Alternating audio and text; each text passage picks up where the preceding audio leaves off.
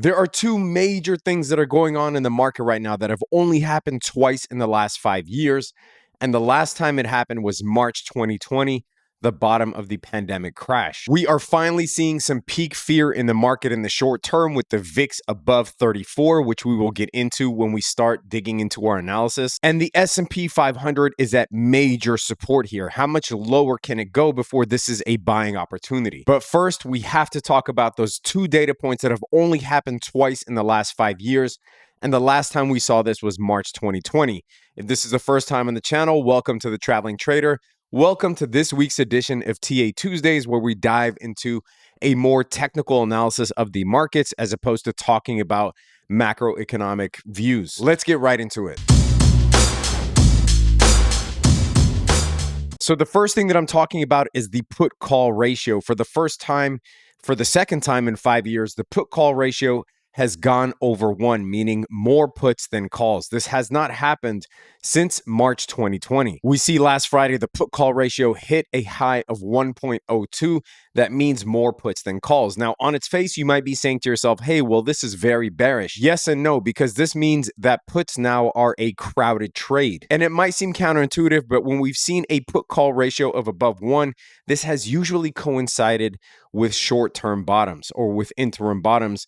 However, the last time was the actual bottom for a couple of years because it was March 2020, and it signaled the actual bottom for almost 2 years. Now, am I saying that this is the bear market bottom? Hell no, and we'll talk about why that is. But could it mean that the selling is overextended for the short term? Yes. If you guys have been following the analysis on this channel, you know that I've been targeting the pre-COVID highs as a potential heavy buying point, a potential time when I will likely go heavy on the market and where I think we will be close to a bottom. That is about another 6% from here on the S&P and about 13% from here on the NASDAQ. But how we get there could be very messy, and I'm here to tell you that nobody really knows. Do we go straight down from now until the next FOMC meeting on November 2nd or the elections that happen November 8th? Do we see another bear market rally before finally making another leg down? The reason that nobody knows is because there are so many factors. We have the CPI coming in October 13th. We have the FOMC meeting November 2nd. We have the unemployment data coming up in mid-October as well. We also have the elections coming up, and then we have the third quarter GDP coming out November 30th. We also have earnings season, the next earnings season, which is going to be, in my view, more important than almost any of these events that I just talked about. Now, what I'm hoping for is that we do get another bear market rally retracement because this makes shorting very easy. In my view, shorting from this level is non-optimal. Again, if you've been following this channel, you know that we closed our shorts on this little bounce here because our puts were going to get decimated, even though the market did eventually make a lower low and we likely would have made even more money on those puts. You can't risk it from a risk to reward standpoint, especially when you're dealing with puts that have premiums that are very sensitive to this type of volatility, right? Maybe if you were in an SQQ trade or something like that, or a futures trade, you can hold. However, when you're dealing with puts on big moves up like this bounce here, this 1 week bounce here could completely take out the gains that you've made on those puts. So we did end up at the start of this bounce, close our puts for almost a 30% gain. But I'm hoping for another bear market rally because when we get a retracement, puts are going to become cheap again, and it'll be much easier to hedge for another potential leg down if we are targeting these pre-COVID highs here. Until that retracement happens, we are just mainly day trading. This is a day trader's paradise because the levels are there. The levels are being respected from a day trading standpoint. And that is really the only way to make money in this type of market at the moment. I did also sell cash secured puts, but I will get into that when I talk about whether this is a good buying opportunity or not. And before I get into the second data point that has only happened twice in the last 5 years that we need to pay attention to, if you want access to all the day trades, the analysis, the day trading course, the options course, the Zoom calls with me, the chat with thousands of traders where we talk about our confluence for each trade so you're not trading alone. Link is in the description below. Only a few spots left for September.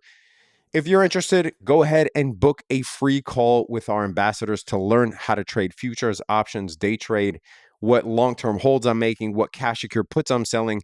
It is a great value. Let's get back to the data. So the other thing that has only happened twice in the last 5 years has to do with the McClellan oscillator, this ratio adjusted McClellan oscillator here that you could see has hit peak fear at minus 128.68. Again, the lowest reading since March 2020. In short, the oscillator is calculated based on the variance between the number of advancing stocks and declining stocks on the New York Stock Exchange.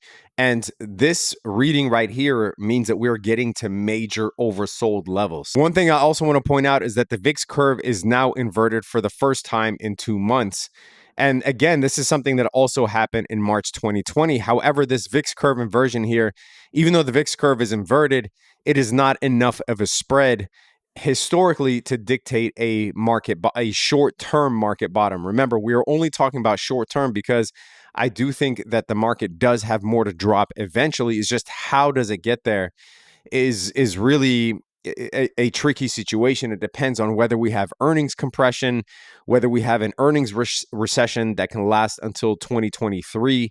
I mean, this could be a very ugly, choppy year for the stock market where you don't have straight uptrends and downtrends, but it is somewhat choppy before we eventually go lower. But the VIX curve has inverted. I am waiting till we get to at least a reading of 10, somewhere thereabouts, before concluding this as a market bottom. But there is no doubt that we are in major oversold conditions here, and a bounce is really not out of the realm of possibility. However, the reason that I won't call this a bear market bottom is because two things, in my view, have to happen. Really, three things have to happen before this is a total bear market bottom. One is that the VIX has to go above 45. We've never seen a bear market bottom where the VIX has not topped out at 45 or above. Never in the history of the stock market. And number two, the bear market has never bottomed while the Fed was still hiking. And this is one of the reasons why the stock market actually tanked after the last FOMC meeting. Although I thought that there was a chance, depending on what Powell said, that there was a chance for a short-term bear market rally after FOMC.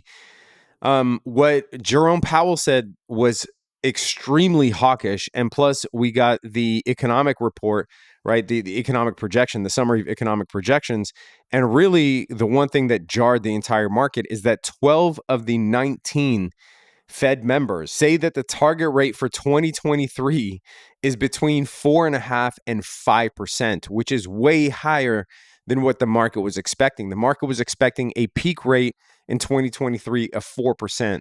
So almost a full 100 basis points above that is what the 12 of the 19 Fed members are targeting, 50 to 100 basis points above that 4%. So we're looking at 4.5% to 5% peak rate before the Fed actually thinks of pivoting. So those two things, in my view, have to happen before this bear market has an actual bottom and not a short-term bottom, is the Fed has to stop hiking and the VIX actually has to hit 45 or above before the bear market finds a bottom. And I think that eventually we will wipe out the entirety of those pre-pandemic gains. Obviously, like I said, we're only 6% away in the S&P and about 13% away in the NASDAQ. Now, what could take us there is earnings recession, right? An earnings recession. Now, earnings can recede in two ways. One, or a multitude of ways. One, because the dollar is so strong right now. And I talked about this in my video yesterday when talking about the British pound, but the dollar, the DXY, the Dixie, is so strong compared to other currencies around the world that a strong dollar actually minimizes the foreign earnings that multinational companies like Apple and Nike have, but also the 10-year treasury continues to climb as the bond market is absolutely broken at the moment.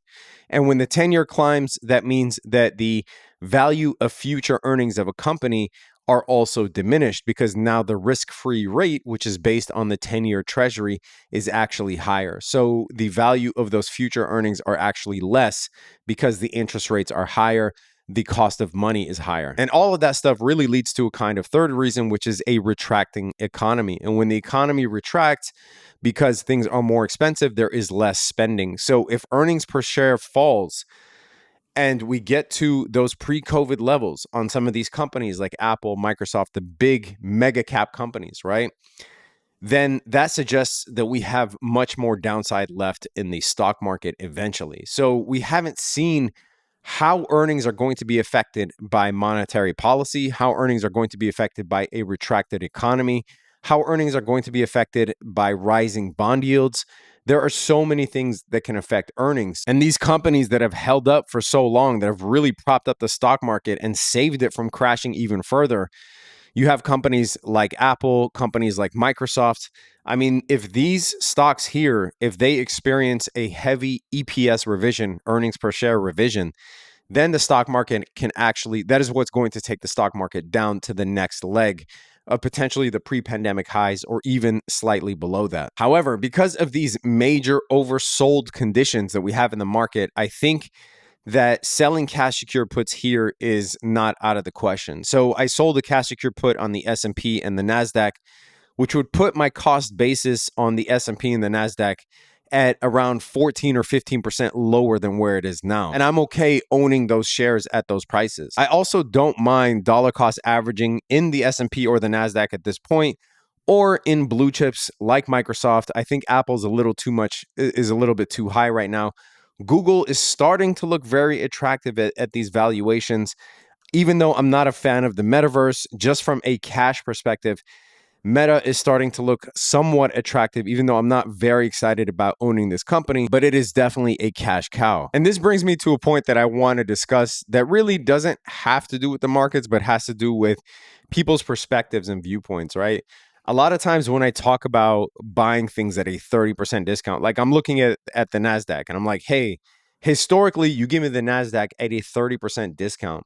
Each and every time you're going to do better in the long run, and you're actually getting a significant discount. But when there are, when there's economic turmoil and emotions are running high, you tend to get comments from people, not that I care, but I'm just trying to explain psychology here. You get comments from people saying, "Oh, how stupid are you that you're buying here? Don't you know that the world is going to crash? Don't you know that we're going to go lower? Don't you know that the US government is fucking us up, or this party or that party is really messing things up? You're an idiot for buying here." I'm like, "Okay, fine. So what? You should be applauded for buying at the all-time high or in a bull market, right? You should be applauded for following the dumb money and not the smart money." I want you to think about something here. When you are selling your stocks, who is buying them? Someone is buying them, right? There has to be someone on the other end of a transaction. So when someone is coming here right now and they're like, you know what? I've capitulated. I've had enough.